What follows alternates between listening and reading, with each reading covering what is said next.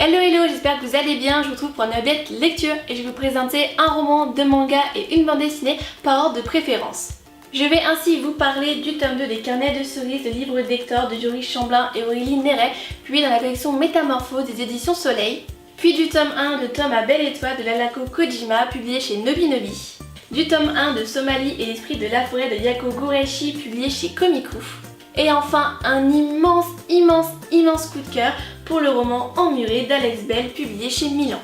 Je commence donc avec cette bande dessinée jeunesse et c'est vrai qu'après avoir bien aimé le premier tome, j'étais plutôt contente de la poursuivre, mais j'ai beaucoup moins accroché à celui-ci, j'ai trouvé trop jeunesse, en tout cas assez pour me déranger. Cerise m'a agacée, énervée, exaspérée à tel point que j'ai vraiment eu envie d'abandonner, alors que c'est une BD, ça c'est quand même très vite, mais j'ai quand même décidé de poursuivre étant consciente qu'il s'agit d'une BD jeunesse, donc je cessais de me rappeler ça, mais c'est vrai que j'avais pas eu la même impression dans le tome 1. Je me suis donc concentrée sur les beaux messages que délivre cette histoire, à savoir l'importance de la confiance et du respect des autres. Les auteurs nous mettent en garde contre la négligence et l'utilisation de nos proches à travers un récit touchant qui a quand même réussi à me mettre les larmes aux yeux. Il est vrai que l'aspect jeunesse m'a vraiment dérangée, y compris cette fois-ci les pages du journal intime en fait de Cerise au début. J'étais plus là pour l'enquête que pour son journal intime, j'ai l'air méchante quand je dis ça, mais voilà. D'autant plus que je trouve l'intérêt de Cerise pour la femme qui constituera l'intrigue de ce tome totalement...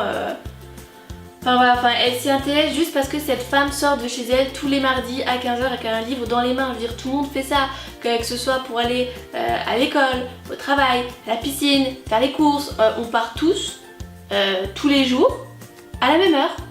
Voilà, et des fois oui, avec un livre dans les mains, donc je trouvais ça un petit peu tiré par les cheveux, même pour une enfant avec une imagination débordante.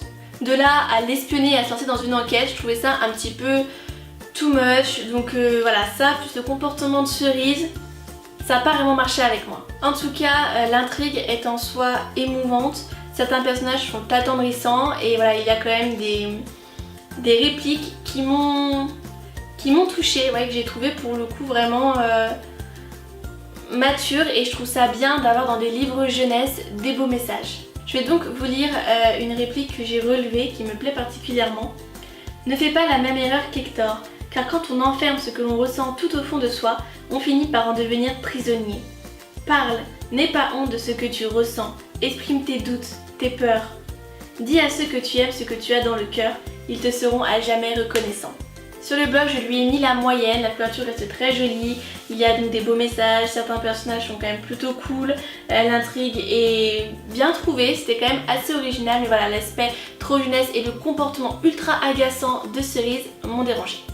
Je continue donc avec un manga noté 4 étoiles sur 6 sur le blog, il s'agit du premier tome de Tom à Belle Étoile de Lalako Kojima, publié chez Nobi Nobi. J'ai été charmée par les dessins que j'ai trouvé très doux sans pour autant être niais, mais c'est vrai que j'aurais aimé que ça bouge un peu plus, j'ai trouvé le tout trop lent, trop calme. Dans ce manga, nous allons suivre Shino qui demande aux étoiles de pouvoir rencontrer un jour son âme sœur.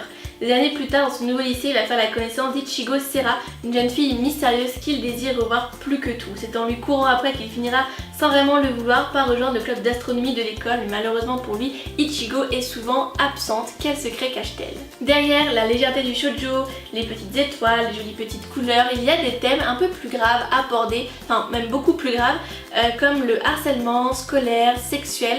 Moi en tout cas c'est ce que j'ai perçu. J'ai lu d'autres chroniques et ça n'a pas vraiment été relevé, mais en tout cas moi je suis assez sensible à ça et j'ai ressenti ça dans cette histoire.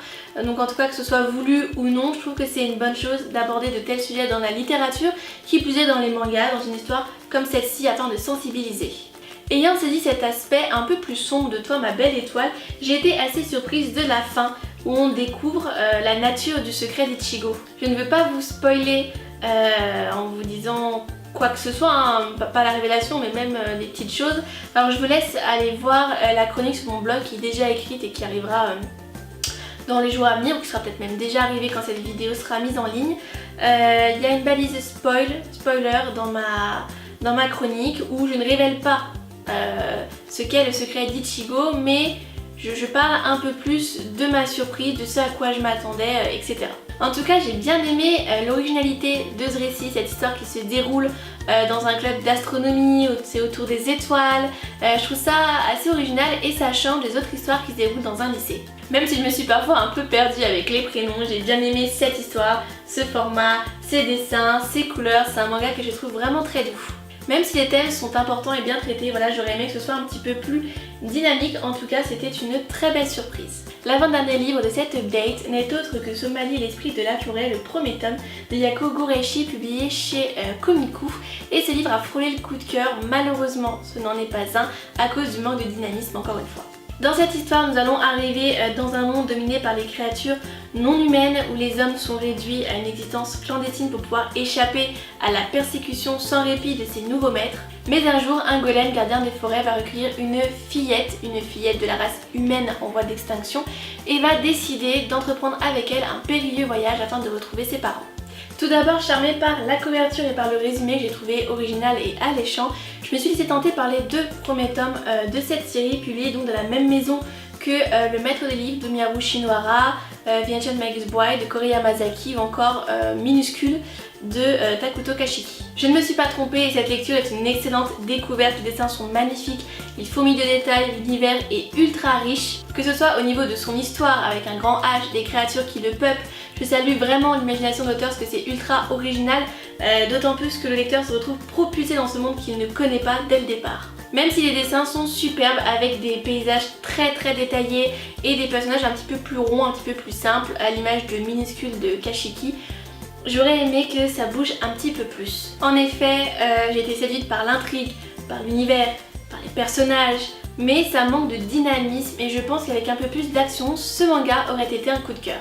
Je lirai bien évidemment la suite parce que j'ai quand même été transportée par cette histoire, mais j'espère que les prochains tomes bougeront un petit peu plus. Si vous pensez que ce n'est pas possible d'avoir peur en lisant un livre, déjà je vous conseille de lire 1974 d'Anno Codeville, mais également de lire celui-ci, Emmuré d'Alex Bell, publié chez Milan, qui est un immense coup de cœur.